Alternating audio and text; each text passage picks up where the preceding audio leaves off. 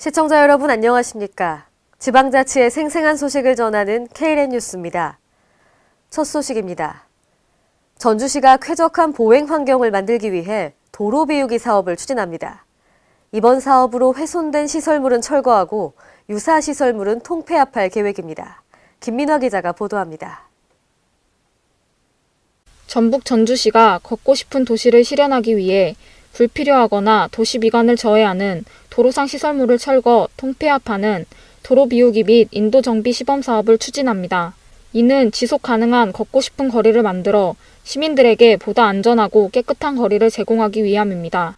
우리 민선 6기 시정 목표 중에 하나가 생태도시 구현입니다. 그래서 생태도시 구현과 관련해서 걷기 좋고 안전한 도시 환경을 만들고 이제 도심 내 가로 환경을 저해하고 보행 불편을 유발시키는 시설물들을 좀 비워서 시민들에게 좀 쾌적한 보행 환경을 제공하기 위해서 계획하게 되었습니다.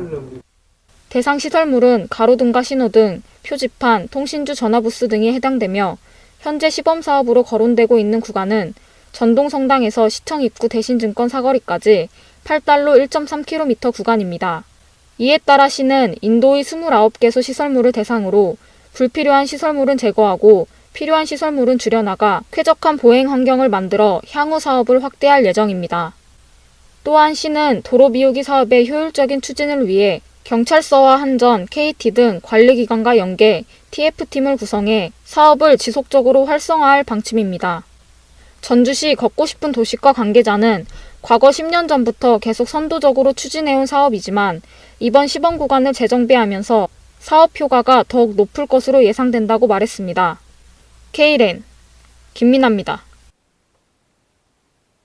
남원시 노인복지관은 오늘 달 오름 작은복지관 발대식을 가졌습니다. 달 오름 작은복지관은 마사회와 함께하는 농어촌 희망재단 지원 사업에서 최종 선정되어 총 3천만 원의 사업비로 진행되는 사업입니다. 복지관 이용이 어려운 원거리에 위치한 남원시 인월면에 거주하는 주민을 대상으로 오는 11월까지 복지관을 운영합니다. 이날 발대식은 색소폰 연주와 건강체조교실 축하 공연, 협약식 및 나눔잔치로 진행됐습니다. 협약은 남원시 노인복지관과 인월면 4개 마을, 인월면 사무소, 건지보건진료소 6기관과 협약을 체결하고 농촌지역 어르신의 복지 서비스 욕구를 충족하기 위해 상호 협력합니다. 앞으로 달오름 작은복지관은 인월면과 운봉읍, 아영면, 산내면 주민들에게 건강체조와 요가교실, 공예교실, 노래교실 등 다양한 프로그램으로 진행하게 됩니다. 환경을 주제로 해마다 열리는 그린웨이 환경축제와 한국환경교육 한마당이 올해는 통합축제로 개최됩니다. 두 축제 참여단체들은 지난 8일 2017 초록이 와글와글 공동준비위원회 발족식을 갖고 공동행사 준비에 들어갔습니다. 참여단체들은 업무 협약을 통해 전북도와 전주시의 경우 원활한 진행을 위해 행정, 재정적 지원 약속 등 업무를 분담키로 했습니다.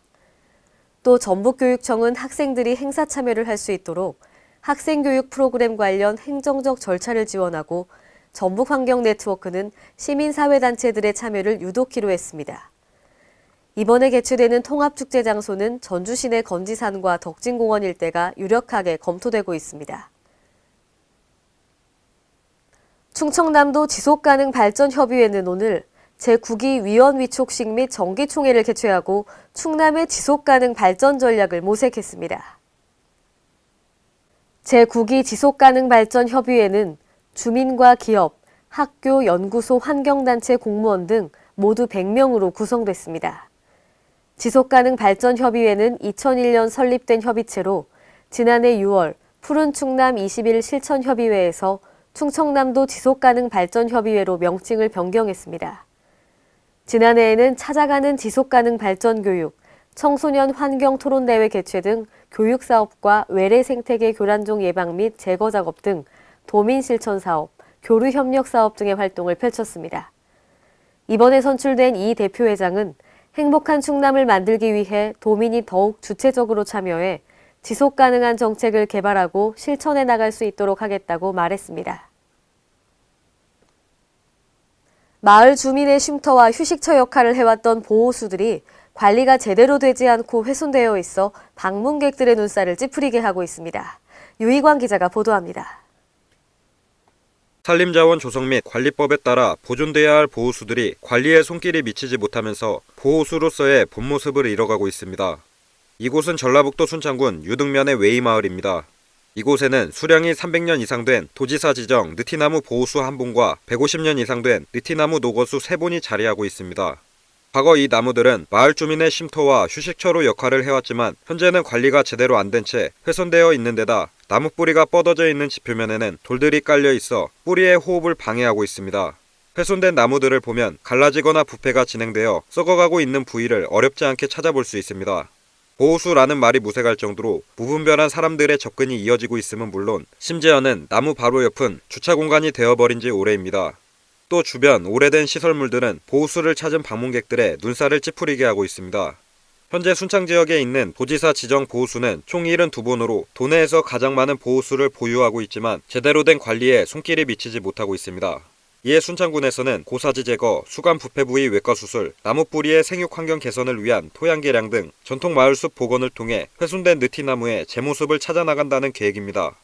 토양이 좀 다밥이 됐기 때문에 지금 호흡작용이 상당히 심하게 돼서 좀 나무가 성장이 좀 상태가 안 좋게 있습니다.